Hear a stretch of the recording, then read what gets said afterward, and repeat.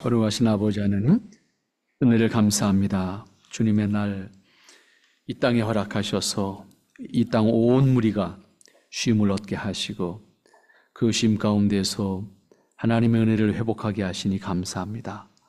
하오나 아버지 하나님, 하나님을 모르기에 세상에서 유리하고 육신의 쾌락을 위해서 허비하는 시간들을 보내고 있는 이들도 있습니다. 아버지의 긍휼과 자비를 통해서 하나님의 영원하심과 하나님의 영원한 뜻을 알게 하시고 그 안에서 자유와 누림이 있게 하옵소서.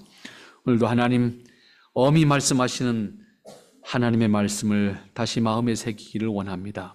아버지께서 친히 임재하시어서 우리 안에 허락하시는 하나님의 말씀 간직하게 하시고 그 말씀 따라서 땅에서 주님의 뜻을 살게 부족함이 없도록 인도하시며 주님의 뜻을 온전히 드러내서 하나님 앞에 영광을 돌릴 수 있는 복된 모습이 있게 하옵소서.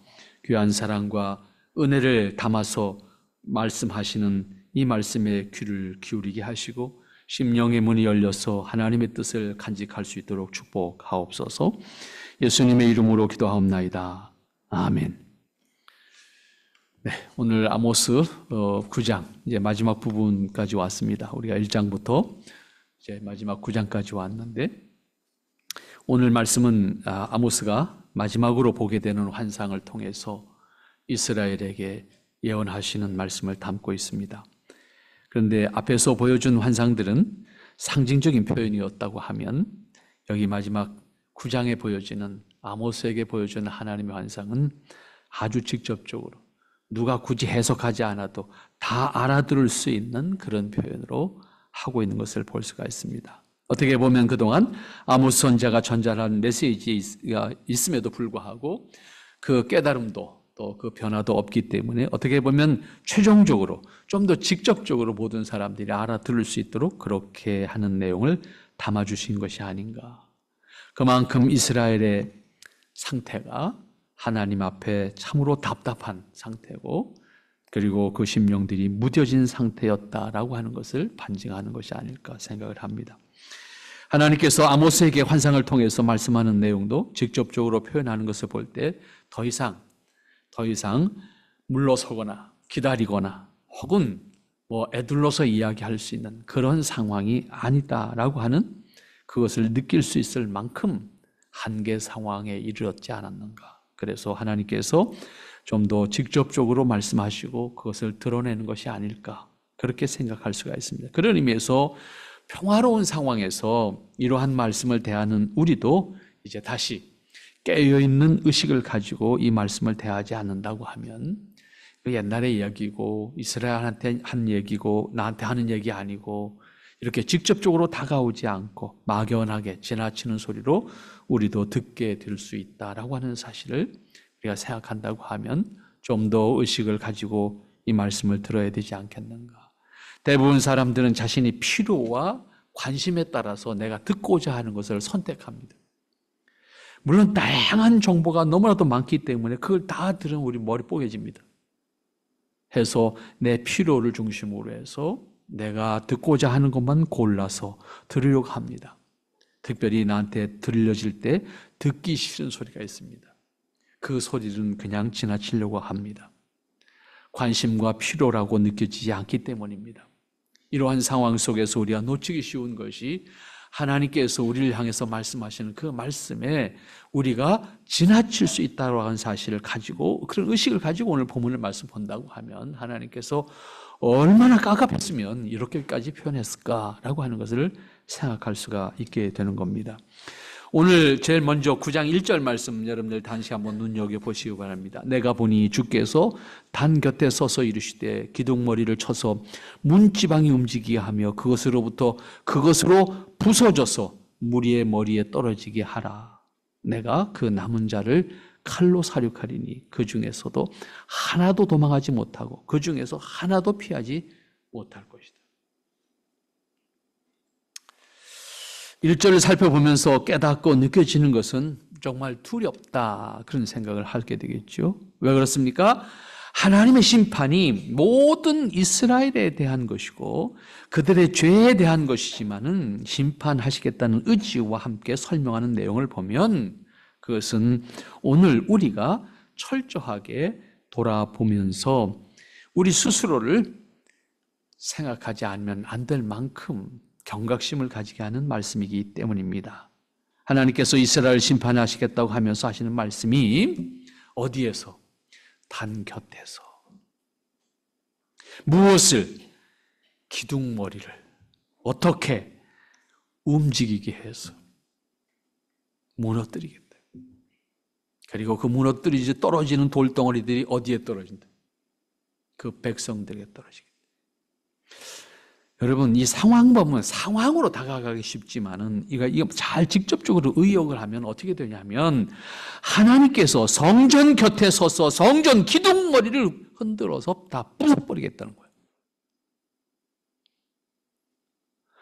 소름이 돋아요. 하나님이 심판함에 있어서 가장 먼저 부숴버리는 게 뭐다? 성전이래. 그리고 그 부서지는 돌덩어리가 그 백성들의 머리에 떨어지게 하겠다는 거예요. 하나님이 하나님의 성전을 부수겠다는 겁니다. 이걸 우리가 어떻게 들어야 되냐고요.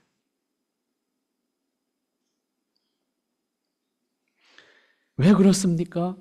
성전이 있지만 그곳에 하나님이 임재하셔야 되는데 그 백성들은 하나님을 멀리하고 우상을 섬기는 제사를 하고 있었습니다. 이스라엘 백성들은 하나님을 안전하였고 하나님을 경외하지 않으면서 금송아지 만들어 놓고 우상을 섬기는 것을 그들 스스로의 위로로 그리고 소망으로 삼고 물리적으로는 애굽을 의지해서 애굽이 우리를 도와줄 거라고 생각하고 있는 이 상황입니다. 이스라엘 백성들은 지금까지 자신들을 인도하신 하나님에 대해서는 관심이 없습니다.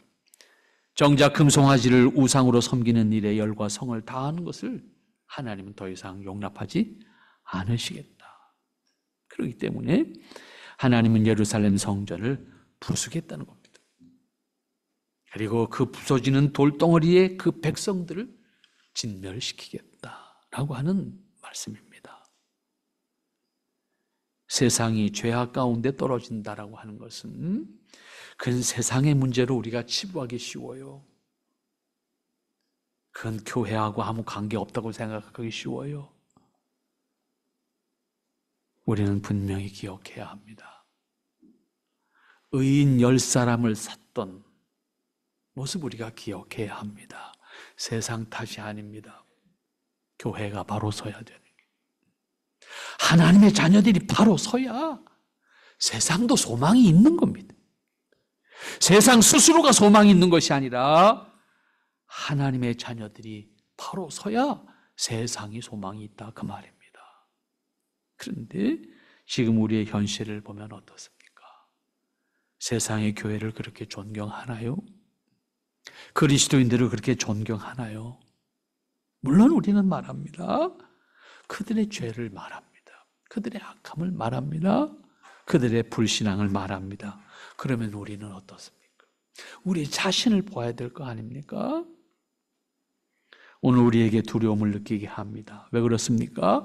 이스라엘을 심판하심에 있어서 성전을 부수겠다고 하는 이게 사실은 교회에게 하시는 메시지로 생각할 때 교회의 책임이 이 땅에서 얼마나 큰가? 교회의 책임이 이 땅에서 얼마나 큰가를 우리가 생각해야 하기 때문입니다. 다시 말하면 이스라엘이 그렇게 심판의 대상이 될 수밖에 없었던 것은 이스라엘의 신앙의 중심이 하나님의 임재의 상징인 성전을 부수는 것으로 심판의 실제를 보여주시는 것은 오늘날 교회에 주는 의미도 다르지 않기 때문이다 라고 하는 의미입니다. 이것을 반대로 생각하면 하나님의 심판은 교회로부터라고 하는 말이 될 수도 있을 겁니다. 물론 세상의 죄악이 만연했습니다. 그러나 그렇게 된 것은 교회가 세상에서 하나님의 말씀과 뜻을 온전히 드러내지 못하고 빛과 소금의 역할을 못했기 때문이다 라고 하는 책임이 먼저 교회에 있다, 그리스도인에게 있다 라고 하는 사실입니다. 나는 하나님을 믿으니까, 나는 죄가 없으니까, 나는 구원받았으니까 라고 하는 것으로 우리 스스로가 회피할 수 있지만 지극히 어리석은 일이다라고 하는 사실을 생각해야 합니다. 심판은 세상에 대한 것이라고 생각하기 쉽습니다. 그러나 하나님은 세상에 관심이 없어요.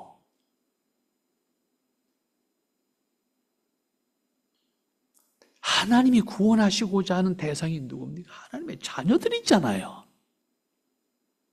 그 자녀들을 세상에서 지키시겠다라고 하는 것이 하나님의 뜻이에요. 하나님은 이스라엘 심판함에 있어서 그럼에도 불구하고 예루살렘 성전을 부수겠다라고 하는 것으로 심판을 표현하고 있습니다. 다시 말하면 하나님의 심판은 성전을 부수는 것으로부터 시작하시겠다는 겁니다. 이것은 심판에 대한 책임이 교회에 있다는 의미입니다. 아까 말씀드렸던 것처럼 에돔에 대한 심판을 하시는 과정에서 의인 10사람을 찾으시던 하나님, 의인 10사람을 가지고 흥정했던 인간의 모습을 한번 생각해 보세요. 소돔과 고모라가 심판을 받게 되는 궁극적인 원인을 찾아본다고 하면 의인 10사람에 있는 것이었습니다. 이것은 어떤 의미일지 우리가 충분히 생각할 수 있습니다. 무리의 머리에 떨어지게 하겠다. 성전이 부서지는 돌덩어리가 백성들의 머리를 쳐서 다 죽이겠다. 하나님은 의인 10사람에 대한 책임을 물으시는 겁니다. 하나님의 자녀로서의 모습을 온전히 간직하기를 원하는 겁니다. 우리는 세상을 탓해서는 안 됩니다. 우리 스스로를 탓해야 합니다. 이 땅에서 교회가, 이 땅에서 그리스도인이 하나님의 뜻을 온전히 드러낼 수 있는 모습으로 하나님 앞에 의인된 자로 설 수 있을 때 세상은 교회를 바라보게 됩니다. 세상은 그리스도인을 바라보게 됩니다. 세상은요, 절망적인 상황이 될 때 비로소 교회와 그리스도인을 바라봅니다. 자신들이 배불고 넉넉할 땐 교회 안 바라봅니다. 어느 세상이나 똑같아요. 때문에 우리가 또 긴장하지 않으면 안 되는 거예요. 왜? 세상이 풍요로워졌거든요. 여유롭습니다. 관심 없습니다. 때문에 그리스도인은 더 신실하지 않으면 안 되는 겁니다. 그들과 다른 모습을 가지지 않는다고 하면 세상이 그리스도인들을, 교회를 바라보지 않습니다. 그런 의미에서 더 구별된 모습으로 하나님 앞에 신실한 삶을 살지 않는다고 하면 그리스도인들이 세상의 빛이 될 수가 없습니다. 그리스도인들이 세상의 소금이 될 수가 없습니다. 우리는 이 사실을 꼭 기억을 해야 될 것입니다. 그 다음 2절부터 4절까지 다시 한번 봅니다. 저희가 파고 음부로 들어갈지라도 내 손이 거기서 취하여 낼 것이요 하늘로 올라갈지라도 내가 거기서 취하여 내려올 것이며 갈멜산 꼭대기에 숨을지라도 내가 거기서 찾아낼 것이요 내 눈을 피하여 바다 밑에 숨을지라도 내가 거기서 뱀을 명하여 물게 할 것이요 그 원수 앞에 사로잡힐 갈지라도 내가 거기서 칼을 명하여 살육하게 할 것이라. 내가 저희에게 주목하여 화를 내리고 복을 내리지 아니하리라 하시니라.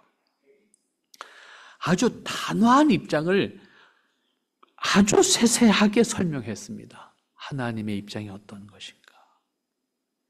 성전을 부수면서 시작된 하나님의 심판을 피하기 위해서 처처로 숨거나 도망하는 사람들이 있다고 할지라도 그들을 끝까지 쫓아가서 그곳에서 진멸하시겠다라고 묘사하고 있습니다. 어떤 사람이 어떤 곳으로 어떻게 숨었다고 할지라도 결코 하나님의 심판을 피할 수 없다고 말씀하십니다. 성전을 부수면서 시작한 심판 때문에 사람들은 숨어 들어갈 수밖에 없었을 것입니다. 그러나 어디로 숨어 들어가든지 하나님은 한 사람도 남김없이 심판의 대상으로 삼으시겠다. 내가 그 남은 자를 칼로 살육하리니 그 중에 하나도 도망하지 못하며 그 중에서 하나도 피하지 못하라. 1절 마지막 부분부터 시작한 말씀입니다. 하나님의 심판은 예외가 없다는 말씀입니다. 그리고 어디로도 피할 곳이 없다는 것을 강조하는 겁니다. 그래서 이어지는 말씀은 그렇게 숨어 들어간 사람들이 혹 음부까지 도망쳤다고 해도 하나님은 그곳에서 끄집어내서 심판의 고통을 경험하시게 하겠다라고 하는 것이고, 또 예를 들어서 하늘로 도망하는 경우가 있다 할지라도 그 사람을 끄집어내리겠다. 심판의 고통을 경험하게 하시겠다. 아주 직설적으로 그 분노하시는 모습을 드러내고 있습니다. 사람이 어떤 꾀를 부리거나 요령을 통해서 스스로 하나님의 심판을 피하려고 한다면 그렇게 하는 것만큼 심판이 주는 고통이 어떤 것인지를 깨닫게 하겠다. 여기 묘사된 것을 보면 내 눈을 피하여 바다 밑으로 숨을지라도 내가 거기서 뱀을 명하여 물게 하겠다. 이렇게 보면 음부와 하늘과 바다 밑으로 어디로 숨어 들어간다고 할지라도 그곳에서 끄집어내겠다라고 하는 것과 그것을 통해서 심판의 경험을 하게 하겠다. 아주 엄중하고 단호한 표현입니다. 그런데 여기서 우리는 한 가지 질문을 하게 됩니다. 이스라엘을 그렇게 심판하시겠다고 하면 그냥 하면 되지. 뭘 이렇게 말씀을 하실까? 그렇잖아요? 그렇게까지 끝까지 쫓아가서 모두 멸망시키겠다고 하신다고 하면 그냥 하시면 되는 거잖아요. 어느 날 갑자기 하면 되는 거잖아요. 근데 왜 굳이 이렇게 말씀을 하실까? 우리는 이 의심을 가져야 돼요. 이 의심을 못 가지면 그냥 무서움만 느끼고 말아요. 왜 굳이 그렇게 말씀하실까? 하나님이 이렇게까지 분노하시면서 심판하시겠다는 것을 굳이 선지자들을 통해서 왜 말씀하시기를 원하실까? 그것도 한 사람도 피할 수 없게 도망칠지라도 도망가는 곳까지 쫓아가서 심판하시겠다. 굳이 이렇게까지 표현하시면서 말씀하시는 이유가 뭘까?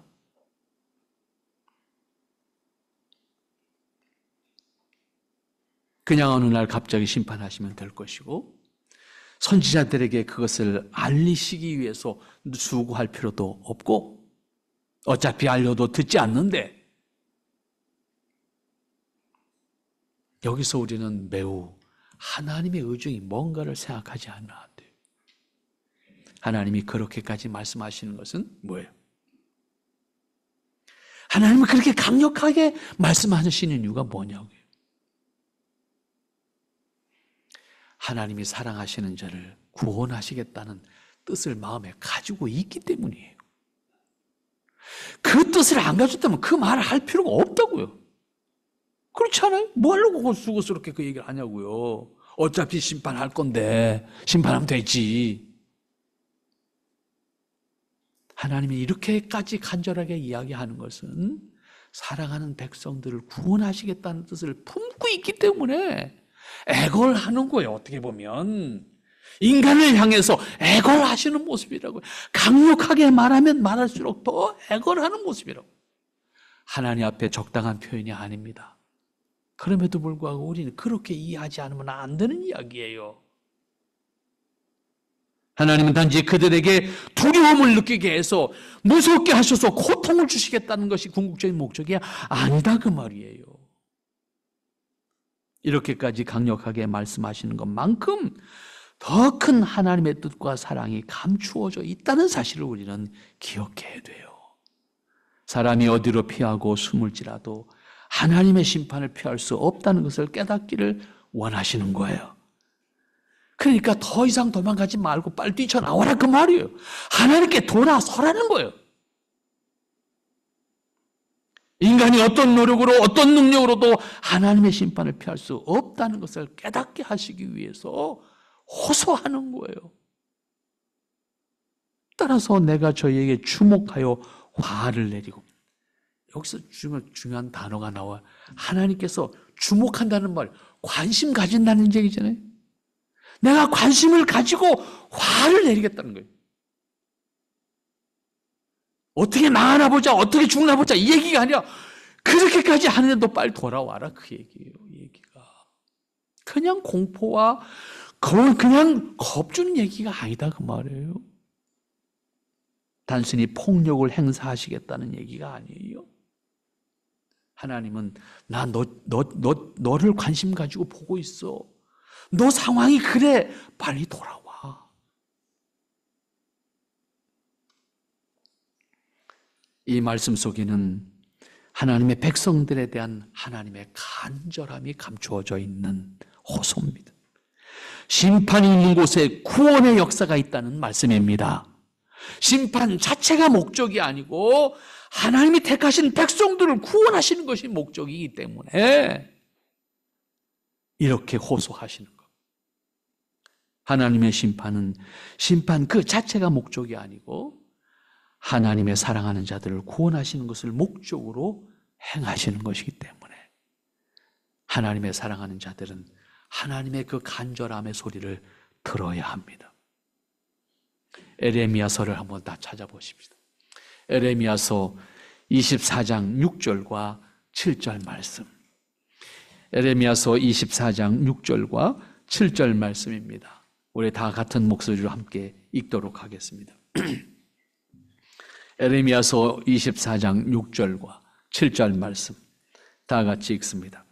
내가 그들을 돌아보아 좋게 하여 다시 이 땅으로 인도하여 세우고 헐지 아니하며 심고 뽑지 아니하겠고 내가 여호와인 줄을 아는 마음을 그들에게 주어서 그들로 전심으로 내게 돌아오게 하리니 그들은 내 백성이 되겠고 나는 그들의 하나님이 되리라.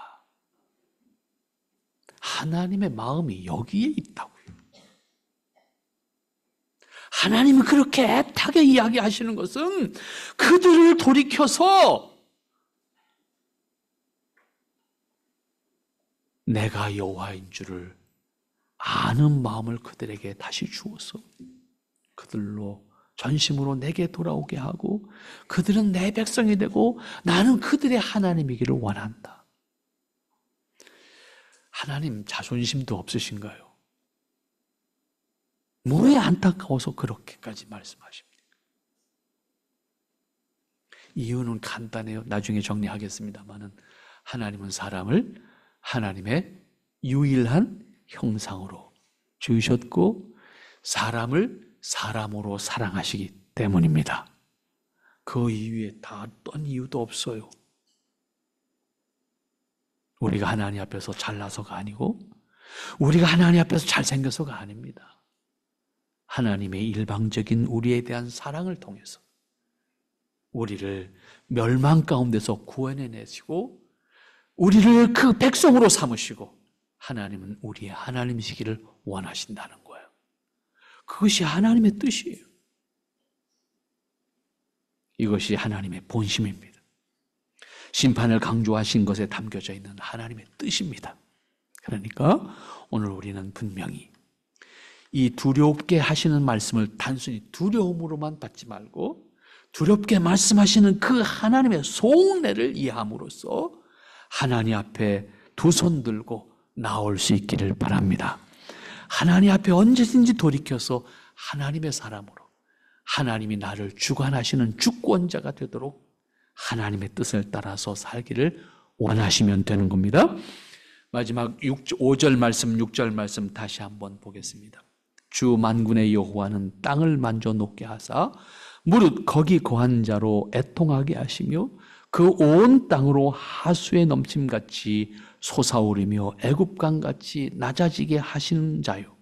그 전을 하늘에 세우시며 그 궁창의 기초를 땅에 두시며 바닷물을 불러 지면에 쏟으시는 자니 그 이름은 여호와 신이라. 그냥 한마디로 말하면 심판의 내용을 정리하는 말씀이잖아요. 그런데 그 심판을 통해서 뭐가 드러나는 겁니까? 그 이름은 여호와이시다라고 하는 사실을 드러내시겠다는 겁니다.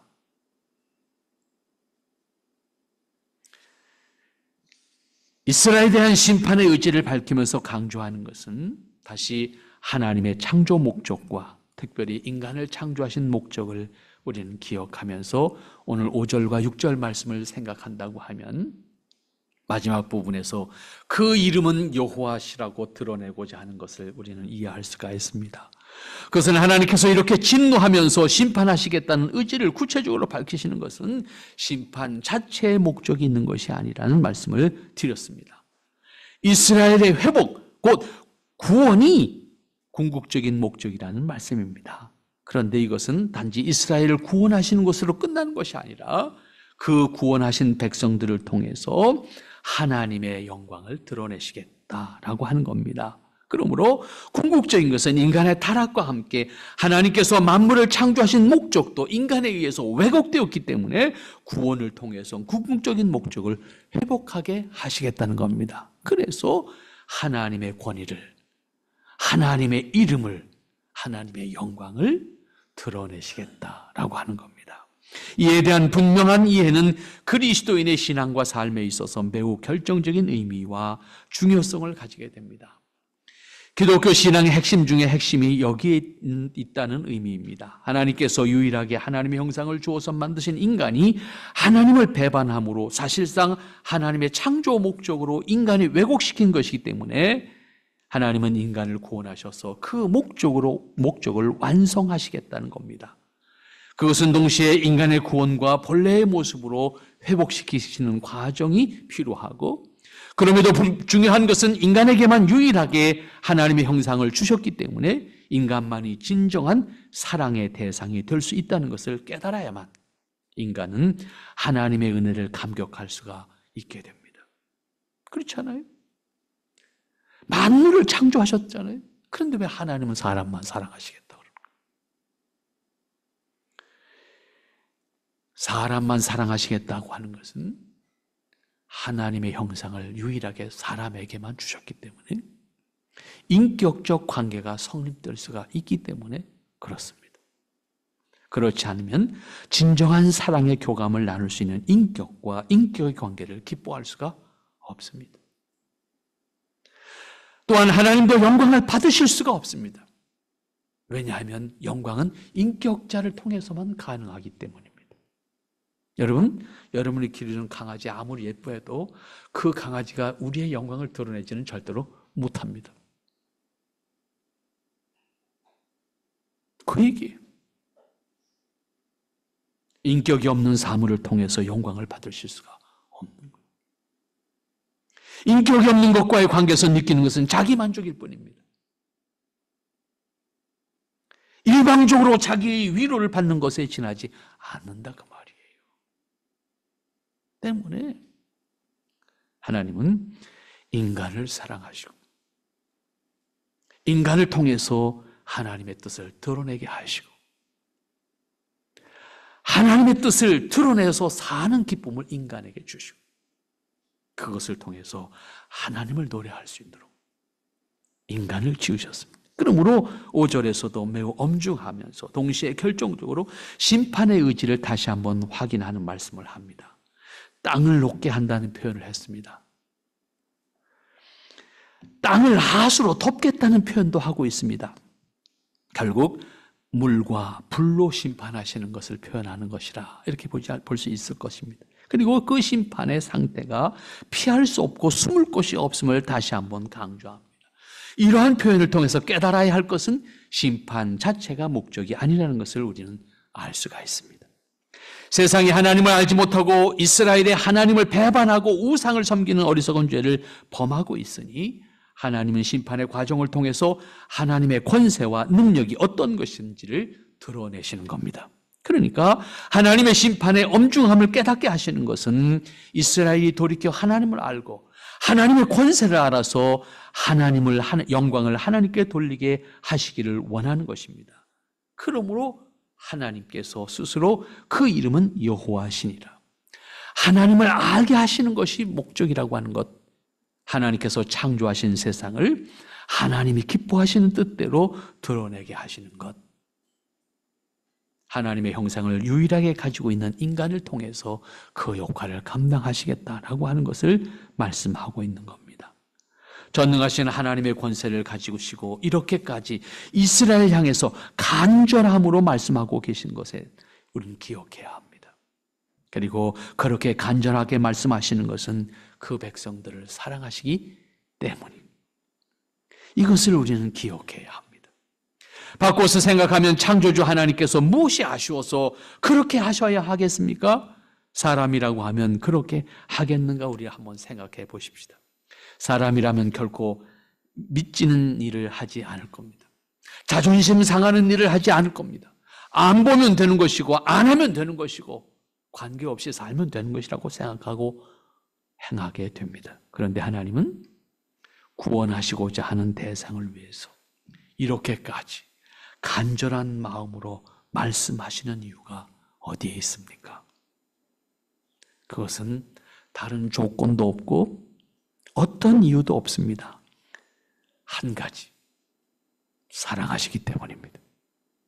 그 외엔 아무런 조건도 없습니다. 아무런 이유도 없습니다. 그러한 사랑을 받고 있는 것이 우리예요. 그런데 그 사랑을 받고 우리는 뭐 하고 있습니까? 강아지는 밥 주면요, 알아서 꼬리 칩니다. 안 그래요? 그런데 우리는 하나님의 사랑을 받았다고 하긴 하는데 행동이 없습니다. 표현이 없습니다.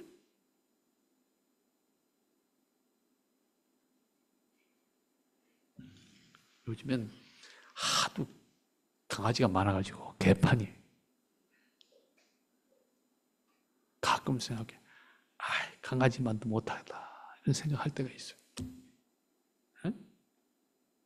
부러워요. 강아지가 얼마나 예쁘게 치장하고 가는 거 보면은, 야, 나도 저렇게 대접을 못 받는데 저는 팔자가 개팔자다.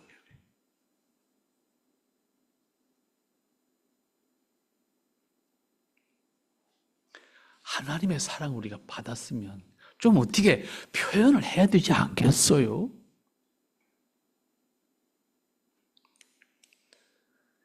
하나님이 우리를 사랑하지 않았다면 우리는 아무것도 아닙니다. 정말 아무것도 아닙니다.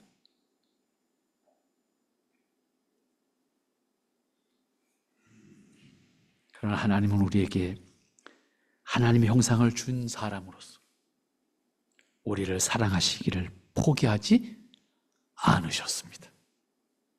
그래서 감사한 거예요.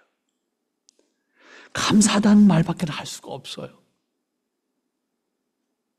그것이 구원을 위한 하나님의 의지와 능력과 권세로 이렇게 호소하고 있는 겁니다. 그런데 이스라엘 백성들 선지자의 말을 듣고 있지 않아요. 나중에 어떻게 됩니까? 다 망해요. 오늘 우리는 그들의 모습을 통해서 하나님의 말씀을 경험합니다. 여러분, 우리를 사랑하시는 하나님, 그들을 사랑하셨던 하나님과 다르지 않으신 하나님입니다. 그러므로 오늘 우리는 그 사랑을 확인하고 그 사랑을 살아가는 여러분들 되시기를 바랍니다. 우리 그렇게 삽시다. 기도합니다. 거룩하신 아버지 하나님, 감사합니다. 참 부족한 저희들, 한없이 부족한 저희들인데 늘 사랑하시고 늘 기뻐하시고 늘 축복하시니 감사합니다. 주님, 그럼에도 불구하고 어리석은 저희들의 모습 하나님 앞에 고백할 수밖에 없사오니 오늘도 긍휼히 여겨 주시옵소서. 하나님의 은혜 안에 온전히 서는 저희들 되게 하옵소서. 아버지 앞에 돌이켜 하나님의 사랑을 체험하고 하나님의 사랑을 나누고 하나님의 사랑으로 화답할 수 있는 우리의 믿음이 되게 하옵소서. 예수님의 이름으로 기도하옵나이다. 아멘.